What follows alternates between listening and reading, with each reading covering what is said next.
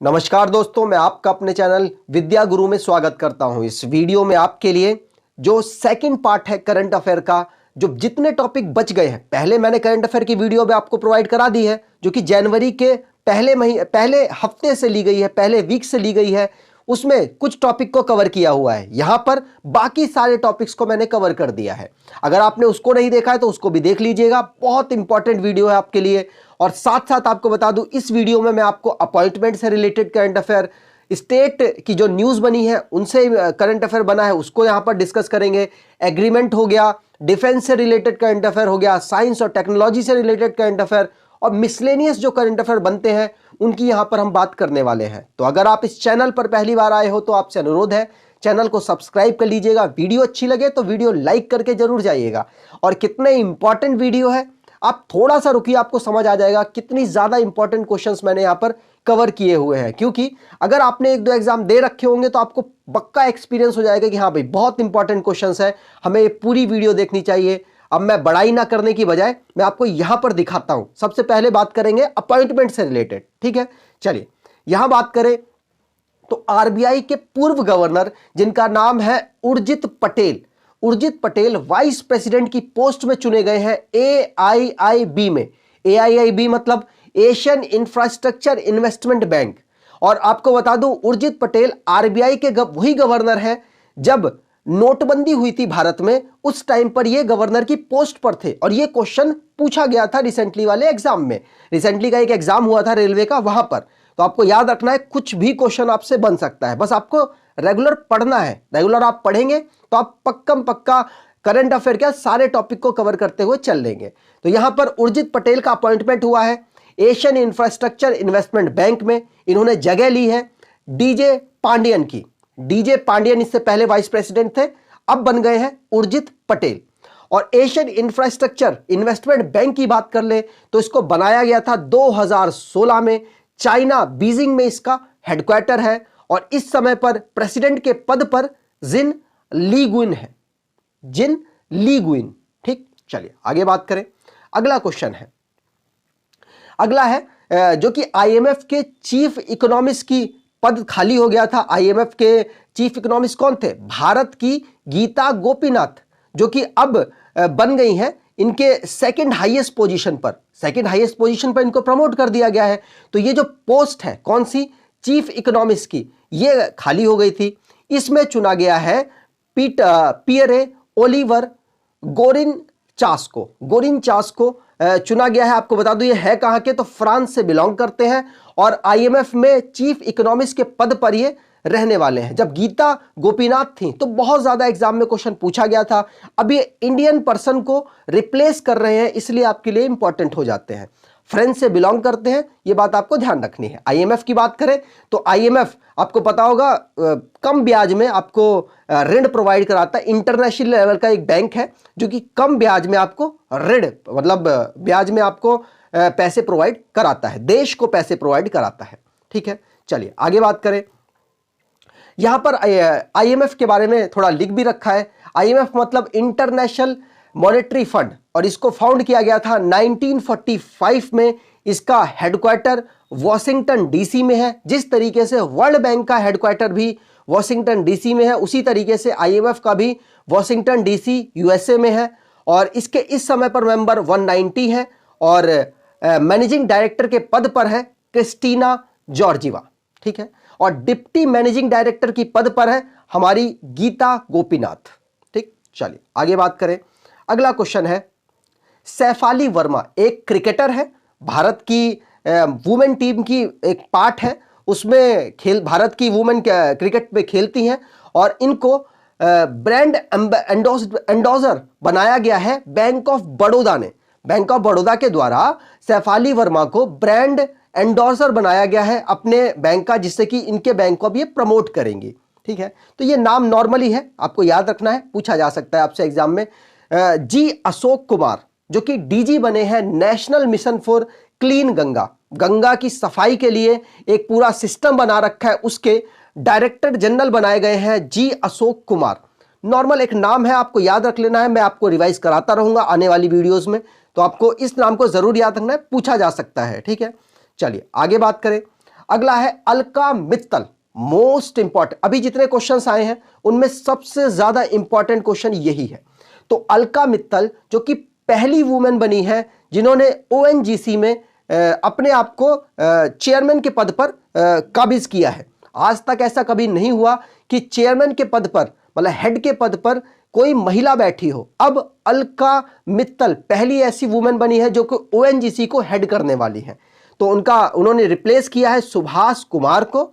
और ओएनजीसी की बात करें तो oil and natural gas corporation इसकी फुल फॉर्म है और इसका हेडक्वार्टर नई दिल्ली में है। इसको फाउंड किया गया था 1956 से, मतलब 50 साल से ऊपर हो चुके हैं, आज तक कोई महिला लीड नहीं कर रही थी। अब पहली महिला बनी है तो इंपॉर्टेंट हो जाती हैं।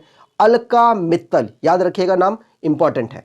आगे बात करें, अगला क्वेश्चन है, इंडिया से बिलोंग करते हैं, इनका नाम है अशोक एलुस्वामी, जो कि इंडिया के चेन्नई से बिलोंग करते हैं नॉर्मली। और इनको पहले ऐसे एम्प्लॉय बने हैं जिनको टेस्ला ने हायर किया है। टेस्ला कौन है? टेस्ला इलॉन मस्क, आपने सुना होगा। इलॉन मस्क इस दुनिया के अमीर आदमी में से एक है।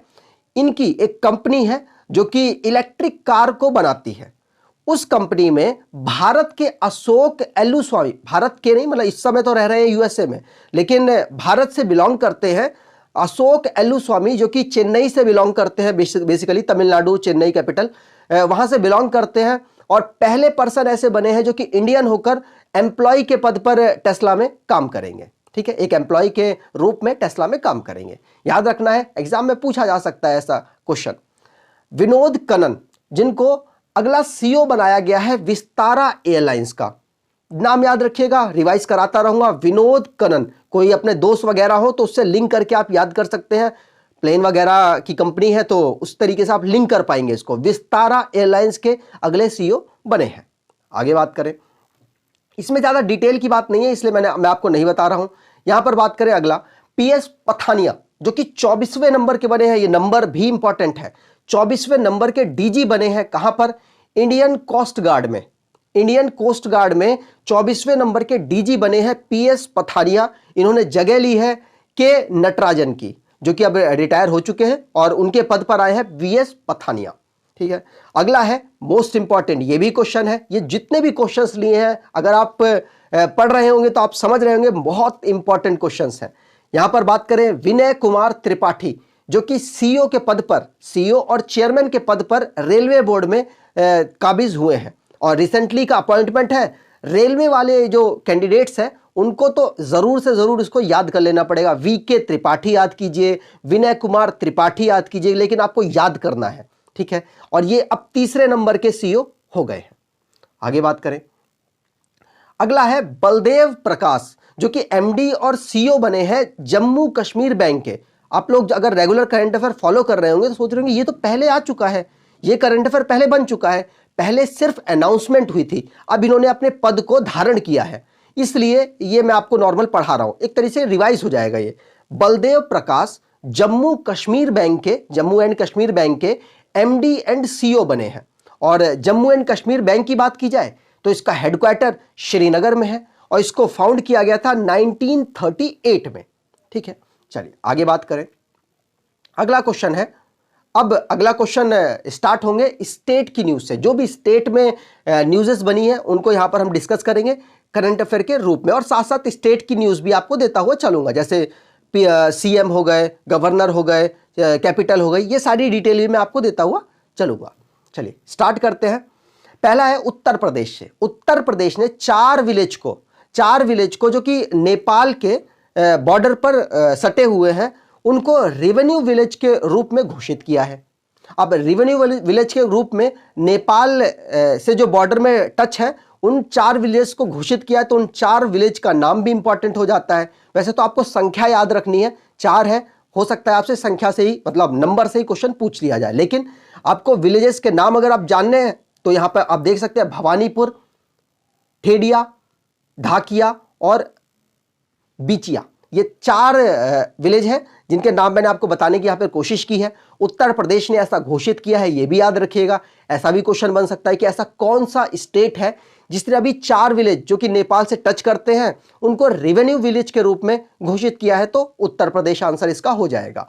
बात करें उत्तर प्रदेश की, तो उत्तर प्रदेश में चुनाव होने वाला है। चुनाव होने की वजह से इंपॉर्टेंट हो जाता है, क्योंकि जहां पर चुनाव होता है जो ज्यादातर चर्चित रहते हैं वो आपके एग्जाम में आते हैं।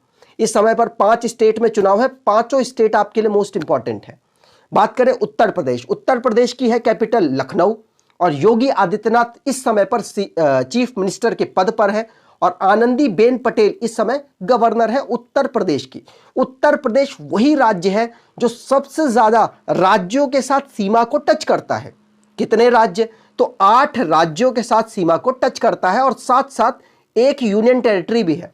8 राज्य और एक यूनियन टेरिटरी के साथ अपनी सीमा को उत्तर प्रदेश टच करता है। ठीक है, अब यहां नेपाल की बात हुई है, तो नेपाल के बारे में आपको बता दूं, नेपाल भारत के 5 राज्यों के साथ सीमा को टच करता है। यह बात भी आपको ध्यान रखनी है, एग्जाम में पूछी जा सकती है। आगे बात करें, अगला क्वेश्चन है सिक्किम। सिक्किम से आया है, सिक्किम में लोसंग नमसोंग, या तो लोसंग यहां पढ़ लीजिए, नमसोंग फेस्टिवल को सेलिब्रेट किया गया है। ये एक नए साल के उपलक्ष्य में, जब नया साल आता है उस टाइम पर अलग अलग स्टेट अलग अलग नाम से अपने यहां पर फेस्टिवल को मनाते हैं। जैसे केरल में विशु नाम का त्योहार है जो कि नए साल के रूप में मनाया जाता है, एग्जाम में पूछा गया था, इसलिए मैंने आपको यहां पर रिवाइज कराया। इसी तरीके से सिक्किम भी नए साल के उपलक्ष्य में लोसंग फेस्टिवल को सेलिब्रेट करता है, याद रखिएगा, एग्जाम के लिए इंपॉर्टेंट है। तो सिक्किम के इस समय पर सीएम है पीएस गोले, और सिक्किम की जो गवर्नर है गंगा प्रसाद है, और कैपिटल इसकी है गंगटोक, जो कि लार्जेस्ट सिटी भी है। आगे बात करें, अगला क्वेश्चन है, गुजरात के चीफ मिनिस्टर ने भूपेंद्र पटेल जिनका नाम है, उन्होंने स्टूडेंट्स के लिए स्टार्टअप और इनोवेशन पॉलिसी को लॉन्च किया है। स्टार्टअप का मतलब कि अगर स्टूडेंट चाहें जो किसी पोस्ट ग्रेजुएशन में काम कर मतलब पढ़ रहे हैं, तो वो अगर कुछ काम करना चाहें और अपने किसी प्रोजेक्ट पर काम करना चाहे, तो सरकार उनको फाइनेंशियली सपोर्ट करेगी। अगर उनको फाइनेंशियली ज़रूरत है तो सरकार उनके स्टार्टअप पर इन्वेस्ट करेगी। ये पहले चल रही थी स्कीम, इसको बस नई तरीके की पॉलिसी से 2.0 के रूप में इसको लॉन्च किया गया है गुजरात के चीफ मिनिस्टर ने, जो कि एक स्टार्टअप से रिलेटेड एक पॉलिसी है, तो आपके एग्जाम में पूछी जा सकती है। ठीक है, गुजरात की बात करें तो इसकी कैपिटल गांधीनगर है, और गुजरात के इस समय पर गवर्नर आचार्य देवव्रत है। चीफ मिनिस्टर मैंने आपको बता ही दिया, भूपेंद्र पटेल है। अगर हम बात करें गुजरात की, तो गुजरात सबसे लंबी कोस्टल लाइन बनाने वाला एक राज्य है, एग्जाम में पूछा गया है, इसलिए मैंने आपको यहां पर बताया है। टोटल भारत देश में कितने राज्य अपनी सबसे लंबी सीमा टच करते हैं, मतलब सबसे भारत देश में कितने राज्य ऐसे हैं जो कि कोस्टल लाइन बनाते हैं, तो यह क्वेश्चन भी पूछा गया। तो टोटल 9 राज्य ऐसे हैं जो कि कोस्टल लाइन बनाते हैं। उसमें से सबसे लंबी सीमा गुजरात की है, और सबसे छोटी सीमा गोवा बनाता है। ध्यान रखना है। अगर यूनियन टेरिटरीज की बात की जाए, कितनी यूनियन टेरिटरीज हैं जो कि भारत की कोस्टल लाइन बनाती हैं, तो इस समय आंसर हो जाएगा 4। याद रखिएगा, पहले के अकॉर्डिंग जब दमन द्वीप और दादरा नगर हवेली को इंक्लूड नहीं, मतलब मर्ज नहीं किया गया था, उससे पहले थी 5, लेकिन इस समय पर है 4। ये एक्स्ट्रा नॉलेज भी आप जानते हुए चलिएगा, करंट अफेयर के साथ साथ आपको स्टैटिक भी तैयार हो रहा है।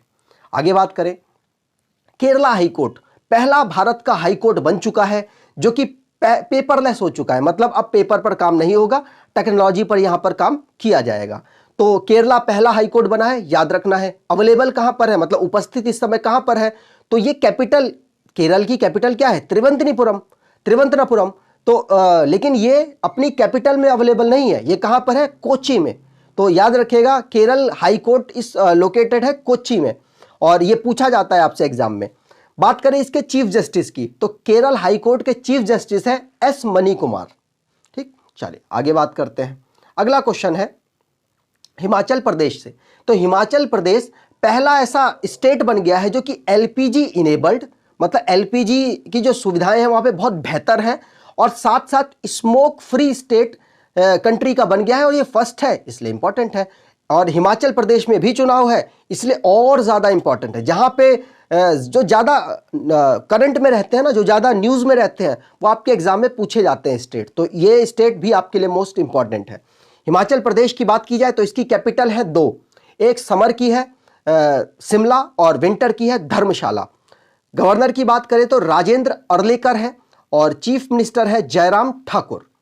आगे बात करें, अगला क्वेश्चन है ओडिशा का गंजम डिस्ट्रिक्ट जो कि ऐसा डिस्ट्रिक्ट बना है जो कि चाइल्ड मैरिज फ्री हो चुका है। मतलब ओडिशा का एक डिस्ट्रिक्ट है जिसका नाम है गंजम डिस्ट्रिक्ट, वहां पर चाइल्ड मैरिज नहीं होती। चाइल्ड मैरिज का मतलब क्या है? अगर कोई भी लड़की जो कि 18 साल से कम उम्र की और कोई भी लड़का जो 21 साल से कम उम्र का होकर शादी कर लेता है तो उसे हम कहेंगे चाइल्ड मैरिज। आप सोच रहे होंगे नहीं अभी तो आपने 21 साल बताया था लड़कियों की भी एज, तो वो अभी सिर्फ डिस्कस किया गया है, अभी उसके बारे में एक्ट वगैरह कुछ बने नहीं है। जब बन जाएंगे उसके बारे में बात करेंगे। लड़कियों की उम्र भी लड़कों के ही बराबर करने की कोशिश कर रही है सरकार, लेकिन अभी ऐसा हुआ नहीं है। जब होगा तो मैं आपको इन्फॉर्म कर दूंगा। लेकिन ओडिशा का गंजम डिस्ट्रिक्ट ऐसा बन गया है जो कि चाइल्ड मैरिज फ्री हो चुका है। ठीक है, ओडिशा की बात करें तो ओडिशा की कैपिटल है भुवनेश्वर, ओडिशा के गवर्नर है गणेशी लाल और चीफ मिनिस्टर है नवीन पटनायक।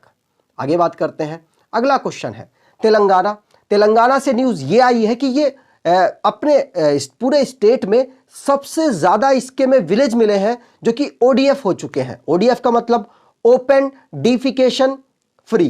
तो ओपन डिफिकेशन का मतलब अगर आप नहीं समझे हैं तो मैं आपको बता दूं, खुले में शौच मुक्त, खुले में शौच मुक्त हो चुका है। और ऐसे इसके पास सबसे ज्यादा विलेज है। एक जो रैंकिंग जारी की गई उसमें तेलंगाना के सबसे ज्यादा विलेज मिले। कितने मिले? तो 13,737 विलेज मिले तेलंगाना के जो कि ओडीएफ हो चुके हैं, ओपन डिफिकेशन फ्री। ठीक है, और दूसरे नंबर पर तमिलनाडु का नंबर आता है और तीसरे पर कर्नाटका का नंबर आता है। ठीक, आगे बात करते हैं, अगला क्वेश्चन है वो भी ओडिशा से ही है। ओडिशा ने पेंशनर्स जो अपने उनके पेंशनर्स हैं उनको digital life certification system available करा दिया है। मतलब अगर आप जिंदा है, मतलब आप पेंशनर हैं तो आपको प्रूफ देना पड़ता है ना बैंक को कि भाई हम जिंदा हैं, देखो हम आ गए पेंशन लेने, दो हमारी पेंशन, मतलब साइन वगैरह करने जाना है। तो अब उनको ये सुविधा मिल चुकी है कि वो डिजिटल तरीके से अपने आप को बता सकते हैं कि भाई देखो अभी हम जिंदा हैं, हमारी पेंशन हमारे अकाउंट में डाल दो। तो ये सिस्टम ओडिशा ने लॉन्च कर दिया है, ये बात आपको ध्यान रखनी है। और अभी रिसेंटली ही ऐसी ही सुविधा एसबीआई, जो हमारा एसबीआई बैंक है, उसके द्वारा भी लॉन्च की गई थी। अब ओडिशा ने डिजिटल लाइफ सर्टिफिकेट सिस्टम जो कि पेंशनर्स के लिए लॉन्च कर दिया है, जिसमें आईएएस ऑफिसर टाइप के लेवल के जो पर्सन्स हैं वो यहाँ पर डील करेंगे, जो रिसेंटली अपॉइंट हुए हैं ओडिशा के वो। ठीक है, यहाँ पर बात करें ओडिशा की कैपिटल है भुवनेश्वर, उड़ीसा के गवर्नर है गणेशी लाल और चीफ मिनिस्टर हमने बता ही दिया नवीन पटनायक है। आगे बात करें, अगला क्वेश्चन है उत्तर प्रदेश से, मोस्ट इंपॉर्टेंट ये भी क्वेश्चन है। उत्तर प्रदेश के झांसी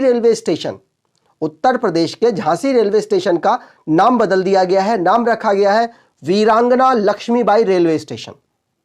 वीरांगना लक्ष्मीबाई रेलवे स्टेशन उत्तर प्रदेश के झांसी रेलवे स्टेशन का नाम बदल के कर दिया गया है। ठीक है, यहां पर बात करें उत्तर प्रदेश में रिसेंटली और भी नाम चेंज हुए, जैसे कि उत्तर प्रदेश में मुगल सराय रेलवे स्टेशन का नाम पंडित दीनदयाल उपाध्याय जंक्शन के नाम पर रखा गया। फैजाबाद रेलवे स्टेशन का नाम अयोध्या कैंट के नाम पर रखा गया। तो ये बात भी आपको ध्यान रखनी है। चीफ मिनिस्टर आप जानते ही होंगे योगी आदित्यनाथ और आनंदी बेन पटेल गवर्नर है, कैपिटल लखनऊ है। आगे बात करें, और उत्तर प्रदेश के बारे में और भी बहुत सारी न्यूज़ेस हैं, जैसे कि सबसे ज़्यादा लोकसभा की सीट इन्हीं के पास है, सबसे ज़्यादा राज्यसभा की सीट इन्हीं के पास है। ये ऐसा स्टेट है जिसके पास सबसे ज़्यादा राज्यसभा और लोकसभा की सीट है, ये बात भी आपको ध्यान रखनी है। बात करें अब एग्रीमेंट की, मतलब अब यहाँ पर जो करंट अफेयर बना है वो एग्रीमेंट से रिलेटेड बात करेंगे और ज़्यादा नहीं है एग्रीमेंट का। तो एग्रीमेंट में एयरटेल पेमेंट बैंक ने टाई अप किया है पार्क प्लस के साथ।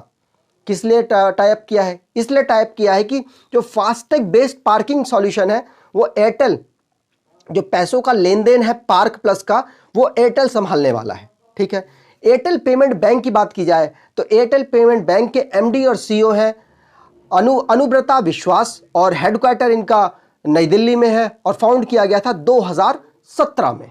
ठीक है, याद रखेगा बैंक पार्क प्लस ने एयरटेल पेमेंट बैंक के साथ टाई अप किया है।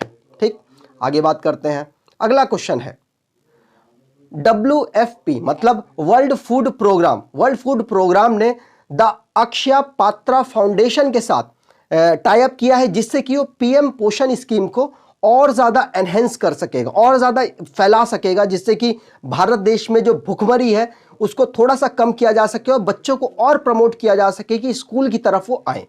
ठीक है, तो वह WFP मतलब वर्ल्ड फूड प्रोग्राम ने द अक्षय पात्रा फाउंडेशन के साथ मिलकर पीएम पोषण स्कीम को एनहेंस किया है। ठीक है, यहां पर बात करें वर्ल्ड फूड प्रोग्राम की, तो इसको फाउंड किया गया था 1961 में। वर्ल्ड फूड प्रोग्राम का हेडक्वार्टर रोम, इटली में है और इसके एग्जीक्यूटिव डायरेक्टर है डेविड बीस्ले। आगे बात करते हैं, अगला क्वेश्चन है, अब बात करेंगे हम डिफेंस से जो रिलेटेड करंट अफेयर है उसकी। ठीक, तो अब यहां से बात करेंगे हम डिफेंस से रिलेटेड जो करंट अफेयर है उसकी। ठीक है, चलिए आगे बात करते हैं। पहला क्वेश्चन है ब्रह्मोस मिसाइल। ब्रह्मोस मिसाइल आपको पता होगा, भारत ने रशिया के साथ कोलैबोरेट करके इसको बनाया है।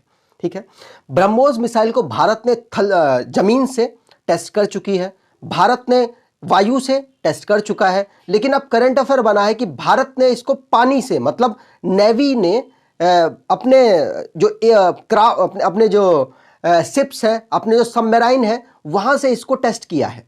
अब ये क्वेश्चन भी मोस्ट इंपॉर्टेंट है और याद रखना है, भारत के पास ये कैपेबिलिटी आ गई है कि ब्रह्मोस मिसाइल को भारत जमीन से, वायु से और पानी से, तीनों जगहों से ये टेस्ट कर चुका है और अब ये फायर भी कर सकता है।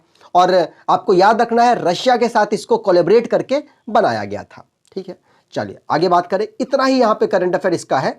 आगे बात करते हैं सी ड्रैगन। सी ड्रैगन 2022 ये एक एक्सरसाइज है जिसमें भारत भी पार्टिसिपेट कर रहा है और भारत ने पार्टिसिपेट करने की वजह से ये हमारे एग्जाम के लिए मोस्ट इंपॉर्टेंट हो चुका है। यहां पर बात करें सी ड्रैगन 2022, जो कि ऑर्गेनाइज कहां कराई जा रही है, वेस्टर्न पैसिफिक में इसको ऑर्गेनाइज कराया जा रहा है और भारत को इंक्लूड करके 6 देश इसमें पार्टिसिपेट कर रहे हैं इस एक्सरसाइज में। याद रखिएगा कौन है, US, Australia, Canada, India, Japan और साउथ कोरिया। ये 6 देश हैं जो कि इस एक्सरसाइज में, किसमें, सी ड्रैगन 2022 में पार्टिसिपेट कर रहे हैं और वेस्टर्न पैसिफिक में इसको ऑर्गेनाइज कराया जाएगा। आगे बात करें, अगला है जो कि डिफेंस से रिलेटेड क्वेश्चन है, एक्सरसाइज मिलान 2022। मतलब मिलान 2022 एक एक्सरसाइज है जिसको भारत के द्वारा होस्ट किया जा रहा है और विशाखापट्टनम में इसको होस्ट किया जाएगा।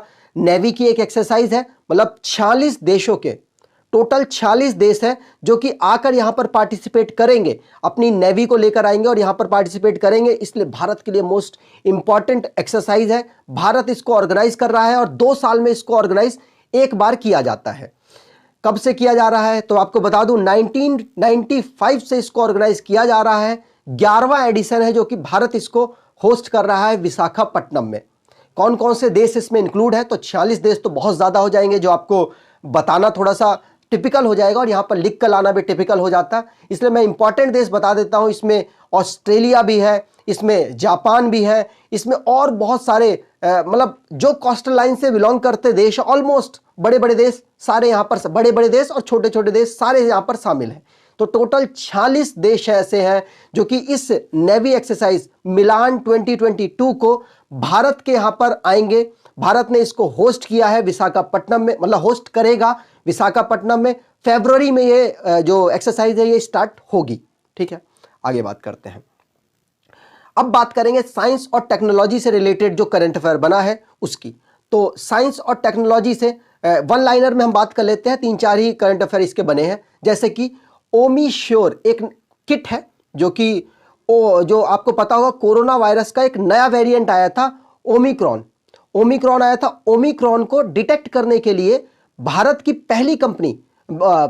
पहली ऐसी किट बनी है जो कि ओमीश्योर है। ओमीश्योर से आप इसको डिटेक्ट कर सकते हैं कि आपको ओमिक्रॉन वाला कोरोना वायरस हुआ है कि दूसरे वाला कोरोना वायरस हुआ है। बहुत सारे हैं ना, जैसे ओमिक्रॉन है, डेल्टा है, अल्फा है, गामा, बीटा, बहुत सारे हैं। तो इन सब को डिटेक्ट अलग अलग किट से किया जा सकता है। तो ओमिश्योर को, मतलब ओमिक्रॉन को डिटेक्ट करने के लिए एक किट बनी है भारत में।